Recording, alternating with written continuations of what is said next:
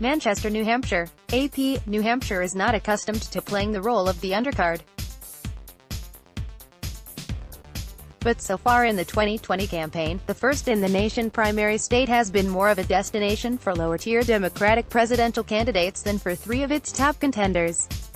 Democratic voters have seen former Maryland Congressman John Delaney or Sen. Kirsten Gillibrand of New York, who recently ended her presidential run, on any given day more than former Vice President Joe Biden, Sen. Bernie Sanders of Vermont or Senator Kamala Harris of California.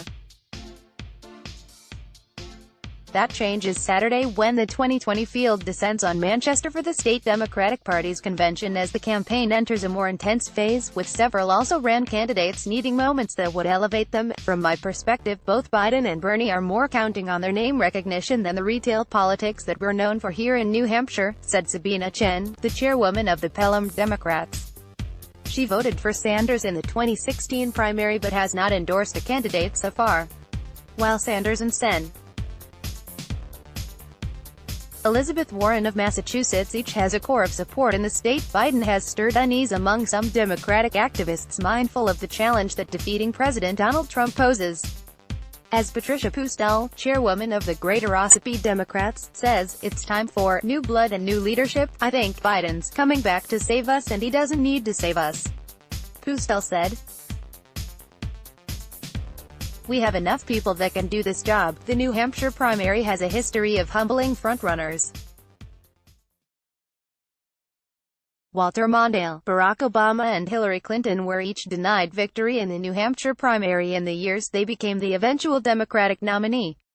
Since 1976, the year Democrat Jimmy Carter won the state's primary, no New Hampshire Democratic primary winners have gone on to capture both the party nomination and the presidency. And since Carter, no non-incumbent Democrat who has won the New Hampshire primary once has been able to capture a repeat victory. Longtime New Hampshire Democrats say endorsements for 2020 contenders have come slowly this cycle, in part because of the large field and lingering tensions from the fractious primary between Sanders and Clinton. The last time around there was so much of an argument between the Sanders campaign with the Clinton campaign, that I think a lot of people are being careful to not seem like they've committed too early, said Deb Bacon-Nelson, chairwoman of the Hanover, Limetown Democrats, who endorsed Clinton in 2016. Biden has secured the backing of establishment figures like former Gov. John Lynch. But since announcing his campaign in April, Biden has made 4 campaign trips to the state with sometimes uneven results. Harris regularly draws large crowds when she campaigns here, though as of Labor Day she has spent only 6 days campaigning in the state. Last month in Iowa, the California Democrat dedicated 5 days in August alone to a bus tour. That has left some voters in the state forming their impression of Harris largely from her first debate performance when she criticized Biden. For voters like Ann Fenn, a retired federal government worker, that left a sour taste. For Fenn to consider Harris, the 66-year-old said, "She's got to come here. She's got to talk to us. She's got to meet with people. She's got to let people see her face to face." Warren has focused on New Hampshire more than any of her closest rivals in terms of days spent campaigning in the state, 15 trips in 19 days since January, her campaign says. Sanders has found himself out-campaigned in New Hampshire by Warren, even after a Labor Day weekend campaign trip increased his total to 6 trips and 12 days spent in the state. "I think there's only one candidate in the top tier with kind of consistent momentum, and that's Elizabeth Warren," said Dante Scala, a political science professor at the University of New Hampshire.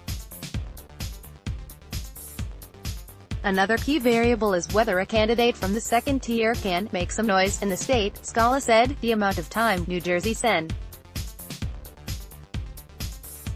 Cory Booker's spent here, the endorsements he has already, there seems like a real disparity between the resources he's putting in and his poll numbers, Scala said. South Bend, Indiana, Mayor Pete Buttigieg has also shown a focus on campaigning in the state more similar to Warren than that of Biden, Harris, and Sanders. Buttigieg's campaign recently announced it is opening 12 offices across New Hampshire's 10 counties.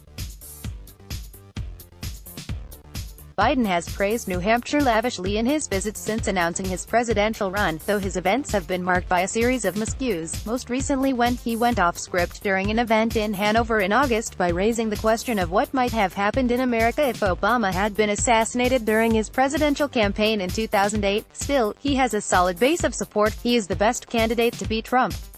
Tom Goines, a 67-year-old voter from Walpole, said of Biden, "He's moderate enough to appeal to the broad masses.